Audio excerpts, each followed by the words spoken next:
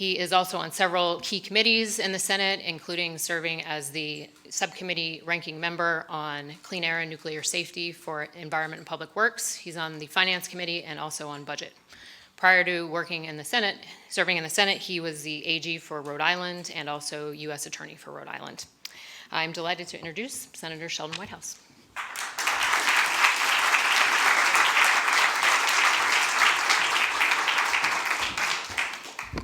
What Emily omitted to say is that she actually helped write a considerable number of those 250 plus speeches when she was in charge of my environmental team in the office. So it's a very happy reunion for me to be back here and see Emily continuing to do a wonderful job in this area. I guess I'm the good news, bad news speaker here. The good news is that there is considerable bipartisan momentum happening in the clean energy, climate, and environmental space. Examples of that include the carbon capture bill passed into law that Emily mentioned, the Use It bill, which will expedite the transit of captured CO2 to facilities where it can be stored or used, has cleared the Senate and is now in conference in the NDAA and could easily become law as a part of that bill. A sea-fuel research bill on oceanic fuels and emissions is in law. The advanced nuclear 2 bills passed into law. Our industrial emissions bill passed out of the Energy Committee by voice vote, essentially unanimously. Yesterday, we also cleared 2 marine plastics bills, one out of Environment Public Works, one out of Foreign Relations, and there's a prospect for them to be combined with the bill that still awaits in Commerce to be passed by unanimous consent as the first marine plastics bill was. And then the Environment Public Works Committee just cleared unanimously a highway bill that had very robust provisions to support electronic vehicles, that had a title in it on climate change, a first, and that had robust support for coastal infrastructure as sea level rise and storms threaten the infrastructure of our coastal states. So that's the good news. The bad news is that none of that is anywhere near enough. And if you want to do things like make carbon capture really a thing, you're going to have to put a price on carbon. The good news about a price on carbon is that once you get away from the people who are directly seeking election, essentially every Republican who has looked at this problem goes to a revenue-neutral, border-adjustable price on carbon. And the business community is leading towards a border-adjustable, revenue-neutral price on carbon. It is Milton Friedman conservative academic theory that when you have pollution, you solve it by putting a price on the pollutant. So a lot has lined up, and my analogy here is that this good work that's happening is indicative of a lot of Republican members in the Senate being willing to do a lot more than they're able to do right now.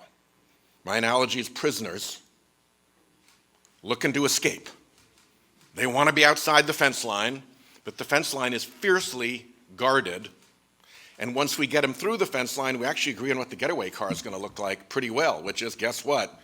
A package based around a border adjustable and revenue neutral price on carbon. Now, the best thing about a price on carbon is not the politics of it and the fact that it stands the best chance of having bipartisan support. It's that it will actually work.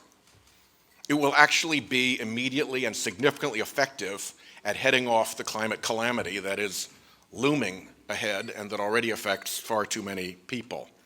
So there's a lot to be said for it, but it does mean we've got to come into focus on that fence, on what is preventing a dozen of my colleagues who would like to be involved as Republicans in solving the climate problem from getting there. And basically, it's a problem of trade associations and front groups. And I think it's time we address that question directly and tried to solve it. Within the Chamber of Commerce, there is an open revolt about the Chamber's position, which has long been mercilessly hostile to all things climate, very much out of step with the majority of their membership. So it's a peculiarity that they ended up there, but that's where they got. And now there's a very, let's say, a lively conversation happening within the chamber about where they need to land. We need to be a part of that conversation. We need to make sure that the companies that are leaning into a climate solution are insisting on being a part of that conversation within the chamber.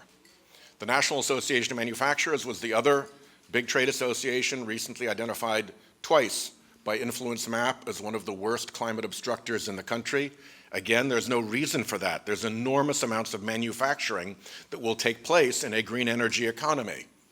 But somehow they managed to get themselves into that position, and we need to help their members get them out of that position. That will make a huge difference. API remains absolutely opposed.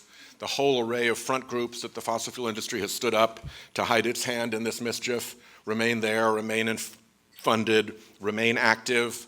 But the fact that Chevron and BP and Exxon and other companies all have CEOs who have said publicly, climate change is real, we know our product causes it, and we think a carbon price is the solution, puts them in quite an awkward position when they're still funding the denial and obstruction opposition.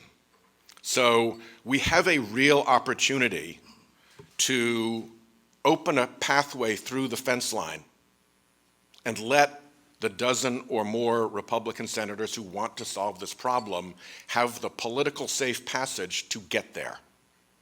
That, I think, is the question that we face.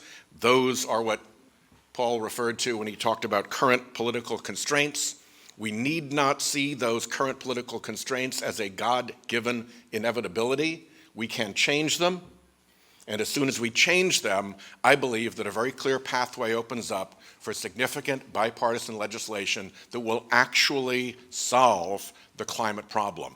And if we fail, the cost will be disastrous. The reputations of American democracy and market capitalism are on the line right now with a world audience watching us presently fail.